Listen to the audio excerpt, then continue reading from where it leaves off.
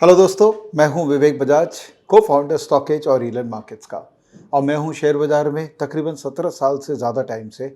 और मैंने शेयर बाज़ार में पूरी तरीके से जब जब पार्टिसिपेट किया है, ये बुक के साथ किया है। ये बुक क्या है?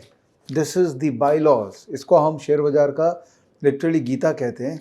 ये सेबी की वो सारी बाय लॉज है जिसके अंदर में ए टू जेड बातें मेंशन्ड है जो एक फाइनेंशियल मार्केट पार्टिसिपेंट को पता होना चाहिए, either as a service provider या एज अ सर्विस रिसीवर।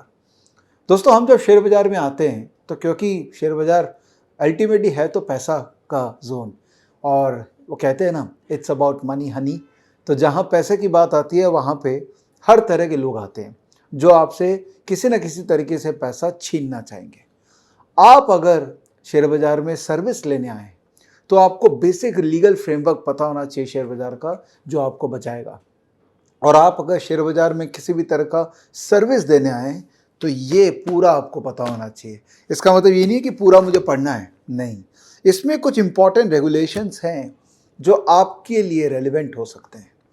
दोस्तों, पिछले कुछ दिन से मैं देख रहा हूँ कि मल्टीपल सोशल मीडिया प्लेटफॉर्म पे रेगुलेशंस को लेके बहुत बातचीत हो रही है। लोग जजमेंट बहुत बना रहे हैं कि ये सही है, ये गलत है, लेकिन कोई क्लियर कट डॉक्यूमेंट पढ़ के एक विजन नहीं दे रहा है कि डॉक्यूमेंट ये बोलता है तो मैं ये कर सकता हूँ, ये नहीं कर सकता हूँ। मैंने ट्विटर के ऊपर में एक डिस्क्रिप्शन बनाया था जहाँ मैंने बोला था कि लीगल क्या है, इलीगल क्या है और ग्रे एरिया क्या है। और मेरे को लगा यूट्यूब वीडियो में भी आपके लिए एक वीडियो बनाना चाहिए जहाँ पर ये क्लैरिटी देना चाहिए कि लॉ क्या बोलता है, क्या लीगल है शेयर बाज़ार में और क्या इलीगल है शेयर बाज़ार में। तो चालू करें। ये कॉन्टेक्स्ट क्या है, ये बात कहाँ से आई? ये बात यहाँ से आई कि सोशल मीडिया प्लेटफॉर्म्स पे मल्टीपल लोग आते हैं और नॉलेज शेयर करते हैं। और जो नॉलेज शेयर हो रहा है उस नॉलेज की आड़ में, इस नॉलेज के अराउंड वो स्टॉक टिप्स भी दे डालते हैं। वो क्या बोलते हैं, मैं तुमको सिखाता हूँ। और वो जब सिखाते हैं, चाहे वो एक वेबिनार के रूप में, चाहे कोर्स के रूप में, चाहे किसी भी तरह का रूप में, जब वो सिखाते हैं, सिखाने के बाद में वो लग जाते हैं स्टॉक टिप देने में। तो ये काम क्या लीगल है? डेफिनेटली इलीगल है। अगर आप किसी भी तरह का स्टॉक टिप का काम कर रहे हैं, मतलब किसी को भी किसी तरह का स्टॉक रिकमेंडेशन दे रहे हैं, तो आपको उसके लिए लाइसेंस चाहिए। तो मेरा एक रिक्वेस्ट है सभी को, चाहे आप किसी से ट्रेनिंग ले रहे हैं, चाहे आप किसी से एडवाइजरी सर्विस ले रहे हैं, रिसर्च ले रहे हैं, कुछ भी ले रहे हैं, या आप यूट्यूब में किसी का भी वीडियो देख रहे हैं जो वो स्टॉक इन्फॉर्मेशन दे रहा है, आपका दायित्व तो बनता है कि आप उससे पूछें कि क्या तुम्हारे पास रिसर्च एडवाइजरी का लाइसेंस है। अगर आपके पास में रिसर्च एडवाइजरी का लाइसेंस नहीं है तो आप स्टॉक्स पे बातचीत नहीं कर सकते हैं। आप, क्योंकि आपके पास लाइसेंस है, आप स्टॉक्स में बातचीत कर सकते हैं। और उसके भी कई डूज एंड डोंट्स है कि इतने दिन पहले आप ये नहीं कर सकते, इतने दिन के बाद आप वो नहीं कर सकते। प्रॉपर सेबी का डिफाइंड रेगुलेशंस है। एक्चुअली मैं ना सेबी को बहुत रेस्पेक्ट करता हूँ, बिकॉज रेगुलेटर ने इतनी क्लियर कट रूल्स डिफाइन कर रखे हैं कि कोई अगर ये बाइबल पढ़े तो उसको मोटा मोटी आइडिया लग जाएगा कि क्या कर सकते हैं, क्या नहीं कर सकते हैं। तो और obviously rules and regulation evolve होते हैं। मैं कंपनी सेक्रेटरी हूँ, मेरा फेवरेट सब्जेक्ट एक्चुअली लॉ हुआ करता था। अब मुझे पता है कि रूल कभी भी एग्जॉस्टिव नहीं हो सकते हैं। जैसे जैसे परिस्थितियाँ चेंज होती है वैसे वैसे रूल्स भी चेंज होते हैं। तो अगर आप किसी से भी किसी तरह का स्टॉक एडवाइस ले रहे हैं तो प्लीज़ बी अलर्ट। अगर आप किसी भी तरह का स्टॉक एडवाइस किसी को भी दे रहे हैं तो बी अलर्ट। तो लीगली आप क्या काम कर सकते हैं? ये तो हो गया कि आपने स्टॉक एडवाइस दिया और लाइसेंस नहीं लिया। लीगली आप बहुत कुछ कर सकते हैं शेयर बाजार में। आप रिसर्च एडवाइजर बन सकते हैं। उसके लिए बहुत सिंपल, आपको एनआईएसएम का एग्जाम पास करना है, सेबी को अप्लाई करना है। आप इंडिविजुअल भी अप्लाई कर सकते हैं, आप कॉर्पोरेट भी अप्लाई कर सकते हैं। इनफैक्ट मैंने एक वीडियो बनाया था कि किस किस तरीके लाइसेंस लिया जा सकता है। उस वीडियो का मैं आपको लिंक दे दूंगा। तो आप अगर सर्विस प्रोवाइडर बनना चाहते हैं तो वो वीडियो देखिए, उसमें सारे लाइसेंसेस के बारे में मैंने एग्जॉस्टिवली बताया है। अब दूसरी बात आती है कि आप अगर किसी को किसी भी तरह का नॉलेज दे रहे हैं, देखिए नॉलेज तो एक ही बहुत ही एक तरीके से देखा है तो गुरु का बहुत रेलेवेंस है। तो आप किसी को भी पढ़ा रहे हैं कॉन्सेप्ट्स के ऊपर में तो आपको कोई लाइसेंस का रिक्वायरमेंट नहीं है। इस रूल बुक में कहीं पर भी नहीं लिखा हुआ है कि आप कॉन्सेप्चुअल नॉलेज किसी के साथ शेयर करते हैं किसी भी प्लेटफॉर्म पे, चाहे टीवी है, चाहे यूट्यूब है, चाहे ट्विटर है, कहीं पर भी आप कुछ भी नॉलेज शेयर करते हैं कॉन्सेप्चुअल नॉलेज तो आपको लाइसेंस नहीं चाहिए। लेकिन हाँ, अगर आप स्टॉक स्पेसिफिक आइडियाज़ की बात करते हैं और कहीं ना कहीं आप उस बातचीत के अंदर में एक इम्प्रेशन दे रहे हैं कि मैं आपको वो स्टॉक लेने बोल रहा हूँ, तब डेफिनेटली आपको लाइसेंस लेना पड़े। इनफैक्ट मुझे ये समझ में नहीं आता कि लोगों को लाइसेंस लेने में क्या प्रॉब्लम है। हम लोगों ने लाइसेंस 3 साल से ले रखा है और लाइसेंस लेके काम करो और लीगल फ्रेमवर्क पे काम करो, तो प्रॉब्लम क्या है? अगर काम बड़ा करना है, सीरियस करना है, तो लाइसेंस लेना चाहिए। एक और बात आती है कि अगर मैं ब्रॉडर मार्केट का व्यू दे रहा हूं, जैसे निफ्टी हुआ, बैंक निफ्टी, या ओवरऑल मार्केट का मैं कोई तरह का व्यू दे रहा हूं, तो क्या मुझे लाइसेंस चाहिए?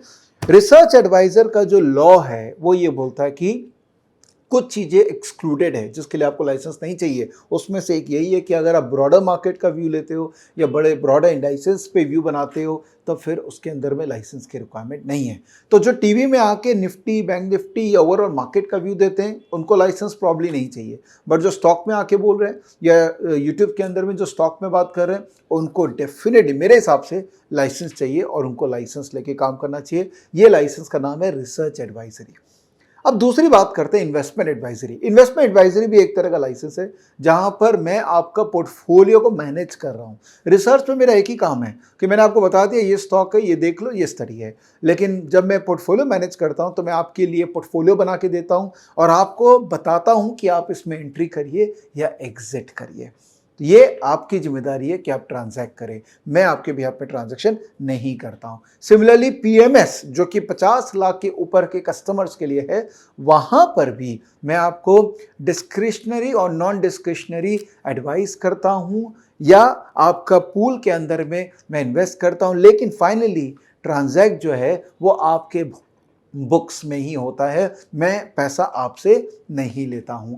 और लास्ट है ऑल्टरनेट इन्वेस्टमेंट फंड, जो कि एआईएफ है, जिसको हेज फंड भी कहते हैं। वहां पर मैं पुलिंग करता हूं। तो किस कंडीशन में मैं पैसा ले सकता हूं? या तो मैं म्यूचुअल फंड हाउस हूं तो मैं पैसा ले सकता हूं, या मैं एआईएफ अगर क्रिएट कर रखा हूं तो मैं लोगों से पैसा ले रखा हूं। और ये जो पैसा हम लेते हैं, टिपिकली ये पैसा एक कस्टोडियल के पास में होता है, ब्रोकर के पास या एडवाइजर के पास नहीं होता है। तो इसमें जनरली पैसा का क्रेडिट रिस्क बहुत कम है, मतलब security of the money is very high. तो research analyst, investment advisor, PMS और एआईएफ, हर का कैरेक्टर क्लियरली डिफाइंड है, हर का रेगुलेशन क्लियरली डिफाइंड है। तो कोई भी कुछ भी बोले तो उस पर अपना जजमेंट मत बनाइए। आप इन डॉक्यूमेंट्स को पढ़िए, अगर आपको आता है पढ़ना, और नहीं पढ़ना आता है तो किसी लॉयर को बोलिए, वो आपको समझा दे कि आप ये कर सकते हैं और आप ये नहीं कर सकते हैं। 2-3 ग्रे एरिया है अभी मार्केट में जिसको लेके मैं बात करना चाहूँगा। अभी एल्गो ट्रेडिंग के बारे में बहुत बातचीत हो रही है, स्पेशली मैंने भी कई फेस टू फेस में एल्गो ट्रेडिंग के बारे में बातचीत की है कई एक्सपर्ट से। तो मैं उसमें एक क्लैरिफिकेशन कर देता हूं कि एल्गो ट्रेडिंग कैसे होता है। ब्रोकर अपना एपीआई देता है, मतलब वो एपीआई मतलब होता है, वो आप मान लो चाबी है जो अपने ट्रेडिंग इंजन से आपको दे रहा है कि आप मेरे ट्रेडिंग इंजन में उस चाबी को लगा सकते हो।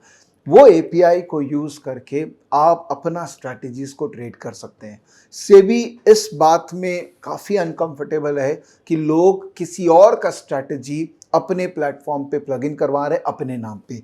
ये ग्रे एरिया, ये इलीगल नहीं है, ये ग्रे एरिया है। तो उसमें भी मेरी ये राय रहेगी कि आप ग्रे एरिया में काम करना चाहें तो करिए, बट उसमें आपको एक लीगल फ्रेमवर्क का इंतजार करना चाहिए before you actually scale up, either as a service receiver और एज अ सर्विस प्रोवाइडर। दूसरा ग्रे एरिया है कि कई बार ऐसा होता है कि ब्रोकर्स आपको अपॉर्चुनिटी देते हैं कि आप अपना डेटा किसी third party fintech service provider के साथ शेयर कर सकते हैं। वेल, ये आजकल कॉमन हो गया, एपीआईज के थ्रू इंफॉर्मेशन शेयरिंग। और खासकर अगर कस्टमर बोलता है कि मेरा इंफॉर्मेशन फलाना फिनटेक को दे दो क्योंकि वो मुझे कुछ दे रहा है, तो उसमें आपको प्रॉब्लम नहीं होना चाहिए। ये कॉमन एपीआई का आदान प्रदान है। लेकिन फ्रॉम फाइनेंशियल मार्केट पर्सपेक्टिव, क्योंकि ये सेंसिटिव डेटा है जो कि लोगों के पास में जा रहा है, तो इसके अंदर में ग्रे एरिया है कि क्या वो डेटा जा रहा है सही है कि गलत है।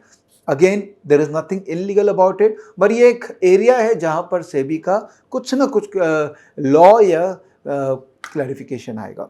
फाइनली ये वीडियो बंद करने से पहले मैं आपको एक छोटा सा रिक्वेस्ट देता हूं कि देखिए, India is a highly regulated country. यहाँ पर कोई भी चीज़ बहुत ही गलत तरीके से अनरेगुलेटेड होकर चलती रहेगी काफ़ी टाइम तक, ये हो नहीं सकता है। तो अगर आपको इंडिया के अंदर में as a service provider survive करना है तो आपको लॉ का अंडरस्टैंडिंग होना चाहिए। एज अ सर्विस रिसीवर अगर आपको फुल वैल्यू निकालना है तो आपको लॉ का अंडरस्टैंडिंग होना चाहिए। तो ये जो मेरे कुछ लीगल टर्मिनोलॉजीज या फ्रेमवर्क बताने का मेरा उद्देश्य यही है कि आपको रियलिटी पता रहे कि क्या सही है और क्या गलत है।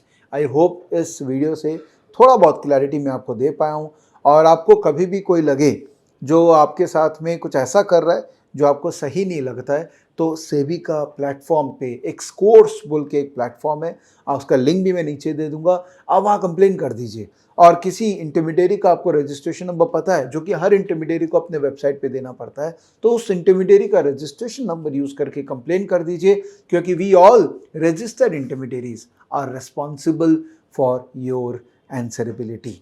ठीक है, तो ये था छोटा सा प्रयास मेरी तरफ से। I hope you like it. I hope you will forward to your friends and family and sensitize them towards the need of understanding the proper law related to financial market. Thank you. ये video देखने के लिए please take care, bye bye.